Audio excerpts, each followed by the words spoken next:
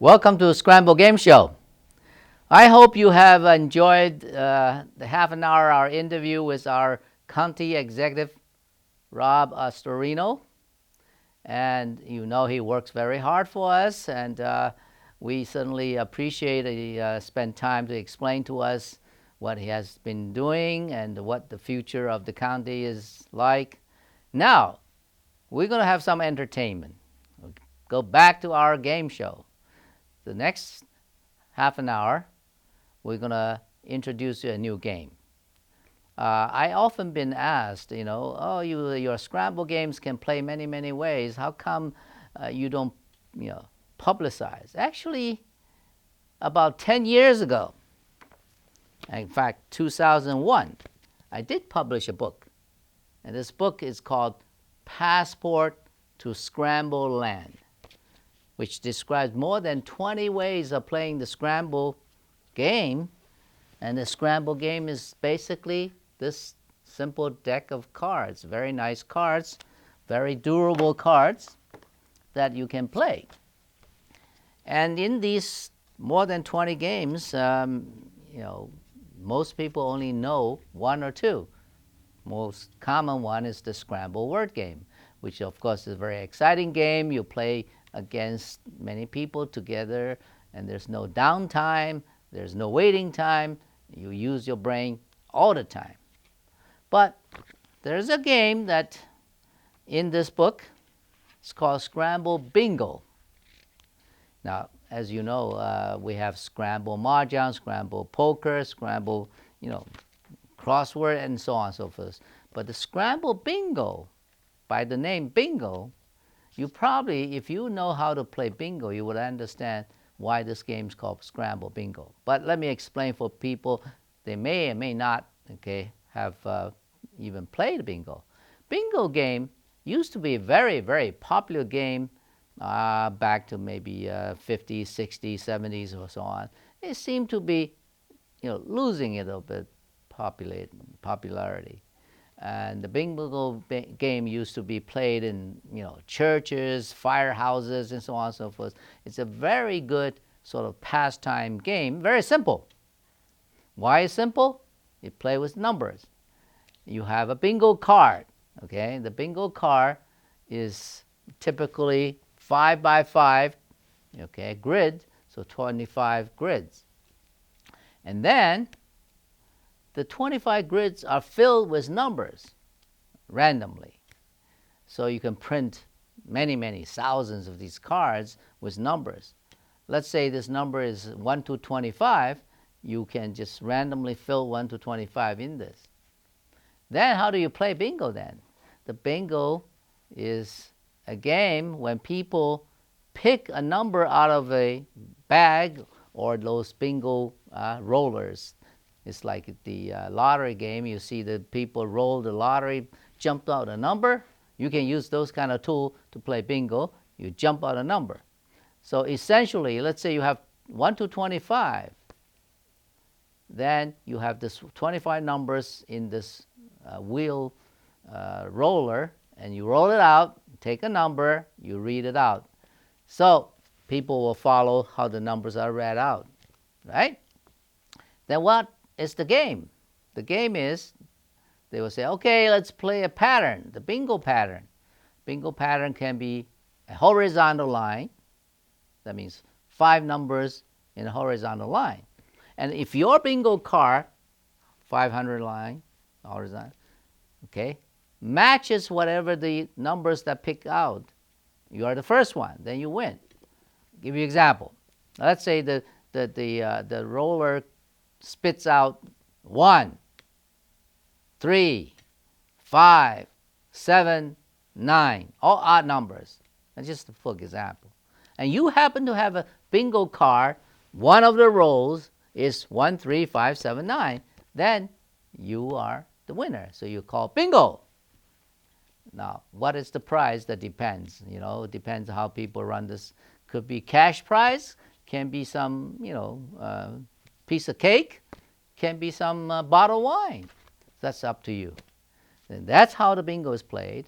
And you can play simple, one roll, one column, or a cross, which takes longer, right? Cross will take 10 numbers, or 9 numbers rather, because the one number is in common.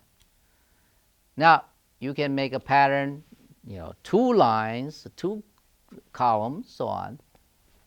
So that's very simple to understand. Anybody 3-4-year-old to 103 and 104, they all can play. And sometimes people do this to make fundraising. Used to be churches do this a lot. Okay, how do you do fundraising? You pay $1 to buy a car. Okay, every game is a car is $1 you play. Now, when somebody wins, they may pay out $10. It depends how many people play. If you only have less than 10 people, you will not pay out $10. So you always pay less than how many people play the game. So that way, the extra money goes to the charity as a fundraising, right? So fundamentally, that's how the bingo game is played. And in Scramble games, we call a name using either Scramble Poker or Scramble Mahjong, with the idea you are retaining the rules and methods of a particular game that is very well known. Yet, you introduce the word game element, the Scramble word game element. Okay? So, for example, some people like my Scramble Texas Hold'em, which is a Scramble Poker. Texas Hold'em is playing 5 cards, poker cards. We play Scramble letter cards. Okay? So the procedure the same way. You deal people 2 cards, and then you put the deck of cards on the table, and you flip and third card, fourth card, fifth card. In the process, you can bid, raise chips, raise. So that's how the Scramble games are sort of developed, trying to take advantage of very familiar game people like, okay, and particularly the process and so on. So you don't have to relearn. You already know how this a poker game is played, then you just now introducing the new element that you are now playing words, making words rather than making a straight, a flush, and a 2 pair and so on. Okay, that's the poker. Forget about it. Okay, now let's go back, concentrate on the bingo. Again, we take advantage of the fact that you know how to play bingo. Bingo is very simple. We use the same rule. Then how do you introduce the Scramble word element? We introduce in the card. Okay, let's flash on number 1 picture to show a bingo card, which is a grid structure, right? Let's see. Whoa, where is that card? Huh? Out in the space? Hey, somebody bring that bingo card over. All right. Looks like we have a slight delay, but let's just talk about this bingo card. The bingo card is all numbers. Now, that's not 212. We should have the first one anyway. Okay.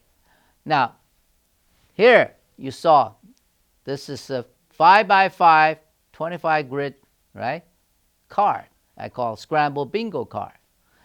In the regular bingo card, you have all numbers filled into the 25 grids.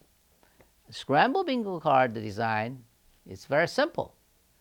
I only assign a letter in the diagonal position. In this example, A, E, I, O, U. Okay? Now, if I only assign 5 letters, A, E, I, O, U, how many cards can I make?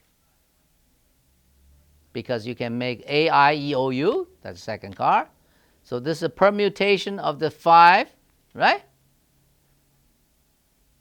It's 5 times 4 times 3 times 2 times 1. That's how many cards you can make. Therefore, for this particular assignment of letters, you can only make limited, okay? 5 times 4 is 20, times 3 is 60, times 2 is 120. You can make 120 cards. That means you can only have 120 people each have a card to play simultaneously. That's already pretty large. I mean, if you have a huge church, when they play bingo, sometimes they do have a few hundred people, and that's a very exceptional. Usually people don't have 120 people play. So for this is 120. But if you want to increase the number of cards, yes, you can. Why? I can introduce a wild card. So I can make A, E, I, O, U plus wild. The wild card is like 6 elements. So you add 6 elements, immediately you multiply by 6. So 120 becomes what? 720. That's how many cards you can make. Now, if you draw a card, you make, you take, let's say this is your card, A, E, I, O, U. And then the dealer or the bingo game, ceremony, master ceremony, says, now we are playing a horizontal line. Okay? Horizontal line, in this case, is A, E, I, O, U. What do you mean by horizontal line? Let me explain that. When the A is occupying on the first corner on top, as you see now, the A horizontal line is the top row.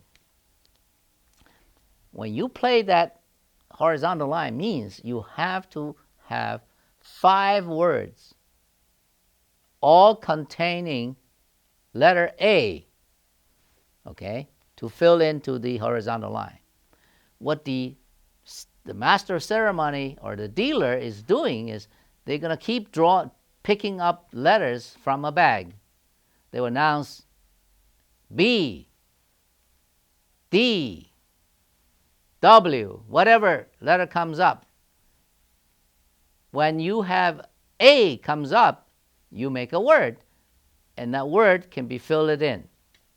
Let's say B and D comes up, and the A comes up, and you can say, okay, bad. B-A-D is a word you will place on the horizontal. So when the letters keep on coming, your brain has to keep on working to make words to make the first row. That's exactly the same way as the bingo, ordinary bingo playing, except they read numbers, we read letters. Okay, another twist here. If you make a rule, okay, the letters that you use to make a word, once it's used up, you cannot reuse that. In other words, when the cards coming out as B, A, D, and E, and F, and so on, since BAD is used, what you have, and you have to use EF and make another word. Now, that could take a long time. If another A doesn't come up, you won't be able to make a word. So to make the game more interesting, we make a rule. That is, if you made a word, such as BAD, the BAD, that 3 letters, can be reused, provided you reuse all of them. You cannot just pick a B reuse or A reuse. You have to reuse all of them. Then you can make a second word. So if the 4th letter come out as E, you say, ha, I'll make bead, B-E-A-D.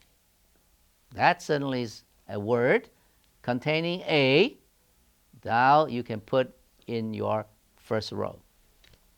Okay? So with this rule, it gives you a little more opportunity to make a word containing the letter A and make a horizontal line. Okay?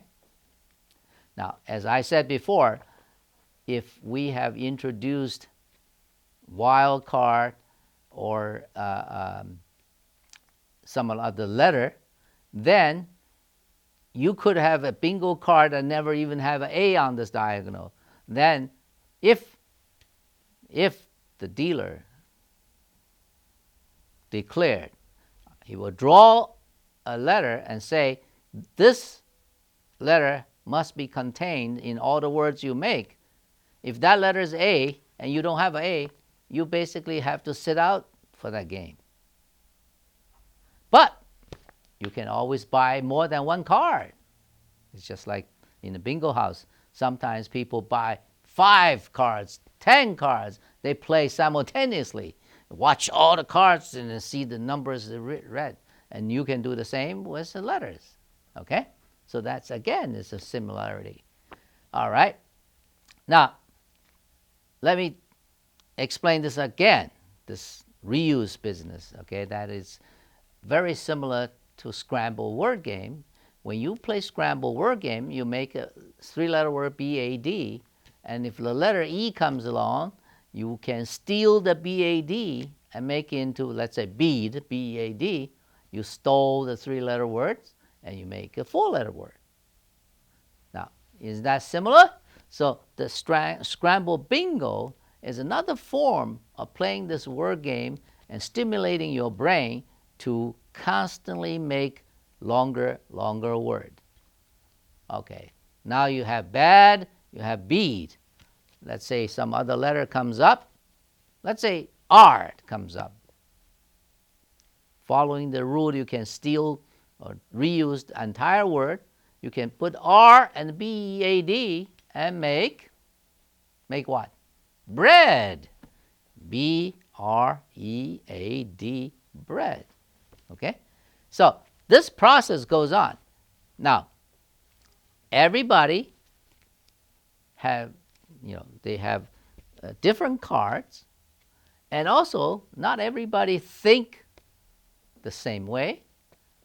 Oh, and also not everybody has the same vocabulary. So this game, as a word game, it challenges you, okay, a thinker and fast thinker and a knowledgeable fast thinker. Knowledgeable in the sense you have to have a vocabulary. The more vocabulary you have, the better chance to win.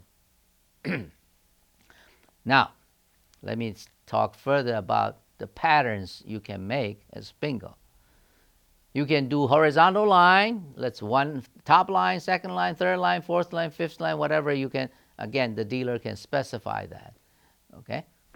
In this card, if the dealer says, now the next game is horizontal line, the bottom line, then if you have this card, then you would hope letter U come up because you have U. And U comes up, you can make a word, and then keep on building on that word to make the horizontal line U. Somebody else, the bottom line is not U, and they may be I or O. They would hope the dealer keep on drawing I and O. You see what I mean? So that depends on what card you have and how the pattern is assigned. And in terms of pattern, besides the simple one row and one column, you can have vertical column. You can also have cross, exact cross, like the medical symbol cross, or you can have a cross more as a religious cross. You can also make square. You can make a 2x2 square, or 3x3 square, or the entire board is 5x5 square. That takes a long time to make. And again, not everybody have the same card. The cards are different. Obviously, there will be some luck involved, depending on the letters coming up, matching your card. See whether you can make the pattern. So the pattern certainly can be many.